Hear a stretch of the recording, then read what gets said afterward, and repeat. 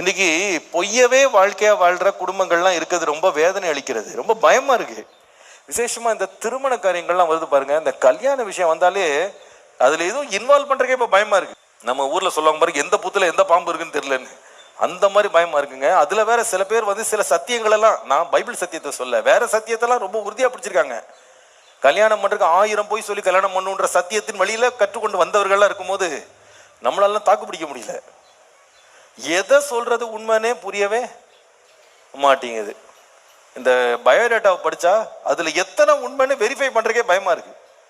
ஆமாங்க, ஒரு முறை ஒரு சமீபத்தில் ஒரு குடும்பம் வந்திருந்தாங்க, வேற ஒரு இடத்துல வந்தாங்க. அவங்க அழுகிற அழுகையை பார்த்து ரொம்ப கஷ்டமாயிட்டு. அவங்க சொல்றாங்க, பாஸ்டர் அவர் வந்து டாக்டர்னு போட்டு கொடுத்தாரு பாஸ்டர், நாங்க டாக்டர்னு நம்பி எங்க பொண்ணை கல்யாணம் பண்ணி கொடுத்தோம், கடைசியில பார்த்தா ஆஸ்பத்திரி தான் வேலை செஞ்சாரு, ஆனா பியூனா இருந்தாரு பாஸ்டர். என்ன ஏமாத்துங்க இவன், ஆஸ்பத்திரியில பியூனா டாக்டர்னு போட்டு கொடுத்து டாக்டர் கூட கல்யாணம் பண்ணியிருக்கான். எப்படிப்பட்ட கில்லாடியா இருந்திருப்பாங்க இவன். இத்தனை வருஷம் அங்க பியூன் வேலை செஞ்சுக்கிட்டு அசிஸ்டன்ட் மாதிரி டாக்டருக்கு இருந்துக்கிட்டு அவர் சொல்ற டேர்ம்ஸ் எல்லாம் இவர் சரளமா பேசியிருக்காரு. இவரு இந்த பொண்ணுக்கு சந்தேகம் வரல, மெடிக்கல் டர்மாவே பேசுறாருன்னு. கடைசியில பார்த்தா இவர் அட்டெண்டர், இவரு டாக்டர் கிடையாது. இவரா டாக்டர் பட்டம் இவருக்குன்னே போட்டுக்கிட்டாரு. கல்யாணம் முடிஞ்ச பிறகுதான் தெரிஞ்சது கதை. அப்படி நம்பிட்டாங்க அவரை. ஆள் பார்த்தா கொஞ்சம் நல்லா இருப்பாரு, அம்மா நல்லா வாட்ட சட்டமா இருக்காரு, ஆளு நல்ல டாக்டரா தான் இருப்பாரு, பொழுது கொழு கொழுன்னு இருக்காருன்னு இவங்க நம்பிட்டாங்க. கல்யாணம் முடிஞ்ச பிறகுதான் தெரியுது மொத்தமும் போய்.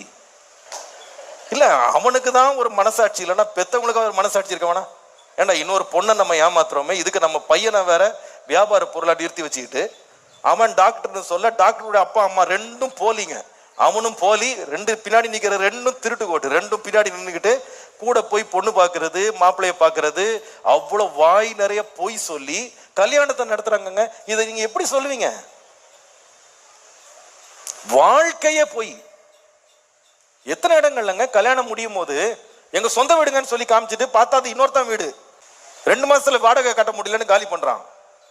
சொந்த வீட்டுக்கு என்ன சொல்றான், வாடகை கட்டுற காசு இல்லைன்னு மனைவி கொண்டு வந்த நகையெல்லாம் வித்து கொடு, வாடகை கட்டணும். அவங்க கேட்கற, நீ சொந்த வீடு, நீங்களே சொந்த வீடு பரலோகத்தில் இருக்கிறது, நாங்க அந்த வீட்டை தான் சொன்னோம், இங்க இல்ல, நீங்க சரியா கேட்கல, நாங்க சொல்லி முடிக்கிறக்குள்ள எங்களை நிறுத்தி விட்டீங்க, இது நாங்க பரதேசியா தங்குற வீடுன்னு உங்களுக்கு தெரியாதா?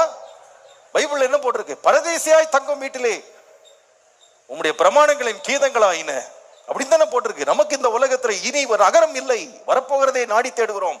அவன் அடிக்கிற வசனத்துல மயங்கே விழுந்துடுறான். கேளு, அட பாவி, சொந்த வீடுன்னு சொல்லி இன்னொருத்தவங்களுடைய சொந்த வீட்டை தான் சொந்த வீடுன்னு சொல்லிட்டான். இது மாதிரி நிறைய பொய்ங்க, பொய் பொய் பொய் பொய். இந்த பயமா இருக்கு. மொத்த நடக்கமே என்னதுதான் பொய். சம்பளம் எவ்வளவு? சம்பளம் 4 லட்சம் ரூபாய் சம்பளம். இவங்க அப்படியே மறண்டு, 4 லட்சம் ரூபாய், லட்சாதிபதிக்கு நம்ம பொண்ணை கட்டி கொடுக்குறோம். கடைசியில் பார்த்தா வருஷத்துக்கு 4 லட்சம், மாசத்துக்கு இல்ல. அதை கேட்காம போயிட்டாங்க இவங்க. அவன் அப்படியே பரட்டி அடிக்கிறான். நாங்க 4 லட்சம் கரெக்டா தாங்க சொன்னோம், நீங்க எத்தனைக்குன்னு என்ன, நாங்க மாச கணக்குல சொல்ல, வருஷ கணக்குல சொன்னோம். வாழ்க்கையே எப்படி ஆயிடுச்சுப்போம் பொய். அதுக்கு 2 பேர் கூட வேற துணை, தலையாட்டுறது பொம்மை மாதிரி 2 பேர் பொய். எங்க பைபிள் சொல்லுது, நடக்கைகள் இருந்து உண்மையா இருங்க. என்ன வாரிட்டு போறோம்? உண்மையா பேசுங்க, உண்மையா நடங்க. 101ஆம் சங்கீதம் 6ஆம் வசனத்துல சங்கீதக்காரன் சொல்றார், தேசத்தில் உண்மை உள்ளவர்கள் என்னோடு வாசம் பண்ணும்படி என் கண்கள் அவர்கள் மேல் நோக்கமாயிருக்கும், உத்தமமான வழியிலே நடக்கிறவன் என்னை சேவிப்பான். தேசத்துல உண்மையா யாரா இருக்காங்களான்னு தேடுறேன் அப்படின்றாரு. எதுக்குன்னா, என் வீட்டுல வேலை செய்யறது கூட உண்மை உள்ளவன் கிடைச்சா நல்லா இருக்கும். உண்மையா இருக்கான், உண்மை உள்ளவனா இருக்கும். நம்ம நடக்கையில உண்மையா இருந்த கர்த்தர் நம்மை ஆசீர்வதிப்பார். ஆமேன். நீங்க வேலைக்கு போனா கூட உண்மையா இருக்கணும், எங்க போனாலும் உண்மையா இருக்கணும். ஆண்டவர் கிருபையில இந்த ஊழியத்துல எனக்கு ஓரளவுக்கு பெரிய சந்தோஷம் என்னன்னா, ஆண்டவர் கிருபையா கொடுத்த மக்கள்லாம் உண்மையா இருக்காங்க. அந்த சபையில வேலை செய்யற மக்கள்லாம் உண்மையா இருக்காங்க. அதனால எல்லாத்தையும் விட்டுட்டு தைரியமா போக முடியுது. பத்திரமா வச்சுக்கிடுவாங்க, பொய் சொல்ல மாட்டாங்க, ஏமாற்ற மாட்டாங்க, திருட மாட்டாங்கன்னு ஒரு பயம் இல்லாம தைரியமா இருக்கும். அதனால எவ்வளவோ ஊழியத்துல சமாதானமா இருக்க முடியுது. ஆமாங்க, நிறைய இடத்துல அப்படி கிடையாது. இப்போ வீட்டில் வந்து சில பேர் வந்து வேலை செய்வாங்க. அந்த விசுவாசிகளை பற்றி எங்களுக்கு ரொம்ப பெரிய சந்தோஷம் என்னன்னு கேட்டால், நீங்கள் அங்கே பணம் வச்சுருப்பீங்க, சில வெளியில் ஊழியக்காரனா ஏதாவது காணி கொடுப்பாங்க, அப்படியே பாக்கெட்டில் போட்டு நம்மளுக்கே ஞாபகம் மறந்துடும். நம்ம இந்த துணியை துவைக்க போட்டிருப்போம். ஆனால் இந்த பிள்ளை ஒரு ஏழை பிள்ளை தான், அவள் மாதத்து சம்பளம் வாங்குற பிள்ளை, அவளுக்கு எவ்வளோ தேவைகள் இருக்கும்.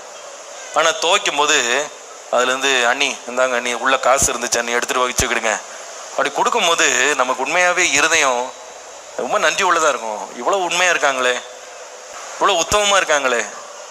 அந்த நடக்க எப்படி இருக்கு? எடுத்து பாக்கெட்டில் போட்டு பாத்தியாம்மா பார்க்கவே இல்லை இப்படி சொன்னால் எப்படி இருக்கும்? அந்த சின்ன விஷயங்களில் கூட உண்மையாக இருக்கிறாங்க பாருங்க, அது ரொம்ப பெரிய ஒரு காரியம். நடக்கைகளில் உண்மையாக இருந்துட்டு போகலாம். நான் அவங்கள பார்த்துருக்கேன், அவங்கெல்லாம் சாதாரண ஆட்களாக இருப்பான ஆண்டு அவங்க பிள்ளைங்களெல்லாம் ரொம்ப ஆசீர்வச்சு கர்த்தர் மேன்மைப்படுத்தி எத்தனையோ தயவுகளை தந்து மேன்மைப்படுத்தி உயர்த்தி வைத்திருக்கிறத நான் பார்க்குறேன். மனுஷன் அல்ல, கர்த்தரே ஒரு மனுஷனை ஆசீர்வதிக்கிறார். அல்லேலூயா. எல்லா நடக்கையிலும் உண்மையாக இருக்கணும்.